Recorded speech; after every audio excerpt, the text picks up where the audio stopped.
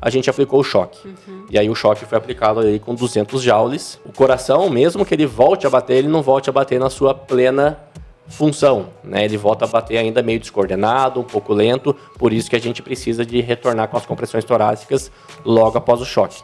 Era um local ali, um local de difícil acesso, né? No 11º andar, era um hall que dividia 2 apartamentos. Nesse hall era um local pequeno, então isso já dificulta um pouco o nosso trabalho. Tinham 3 médicos na cena, então independentemente, pessoal, de a gente já se deparar com leigos ou profissionais da área da saúde fazendo RCP, foi então verificado se o paciente estava realmente em parada cardiorrespiratória. Então, a equipe, quando assumiu a ocorrência, ela verificou responsividade, verificou pulso e verificou a respiração, certo? Após isso, foi identificado então que se tratava de uma parada cardiorrespiratória. Foi feita então a monitorização com PAS nessa paciente. Feita a monitorização, o paciente encontrava-se em atividade elétrica sem pulso. Tinha um ritmo organizado, porém não tinha pulso, né? A partir daí, então é um ritmo não chocável, não adianta a gente aplicar o choque nesse paciente. A gente iniciou aí com as compressões torácicas. Como a gente já tinha se preparado para isso, a gente já aplicou o compressor torácico mecânico, né? Para a equipe ter mais mãos para poder cuidar de um paciente tão grave, né? Então, o compressor torácico já começou o funcionamento dele. A gente colocou no modo 30/2, porque ele ainda não tinha uma via aérea avançada.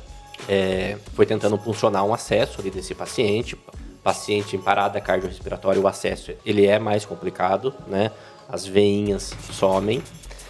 Pacientes quando são obesos, pior ainda, tá? Não conseguimos um acesso venoso periférico, então foi optado pelo acesso intraósseo, né? Então, as recomendações da American Heart Association são essas: acesso venoso periférico ou acesso intraósseo. Aquela questão do adrenalina via tubo entrou por desuso ali na atualização da American Heart Association, certo? Ô Edu, que carga que você usou para desfibrilar a nossa paciente?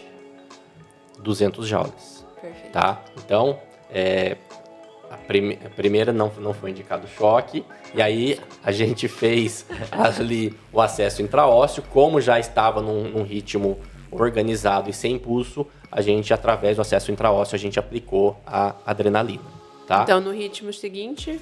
E aí a gente verificou, depois de 2 minutos, aplicada a adrenalina, a gente verificou novamente depois o ritmo de novo com as PAS, certo? O paciente ainda não tivemos tempo ainda de...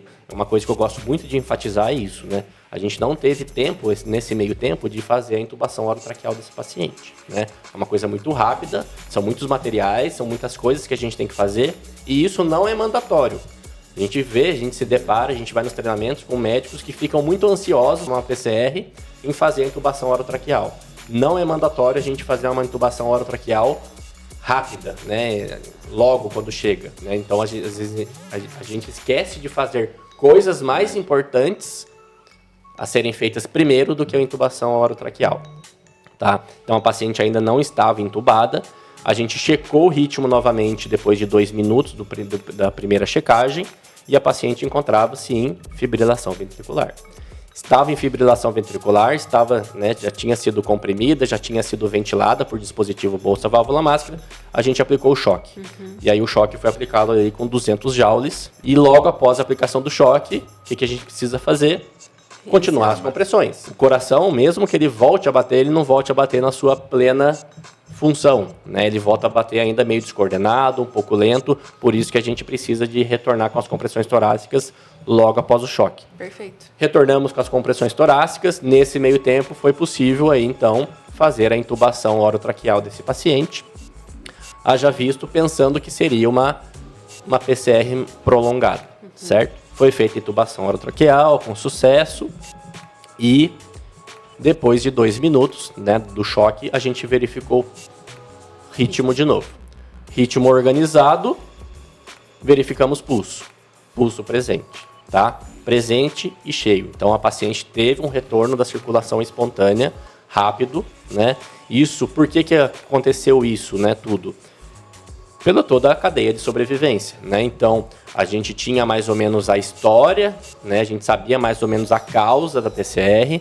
Então, uma paciente idosa, com uma dor torácica, dispneica, sudoreica, que foi bater na casa do vizinho.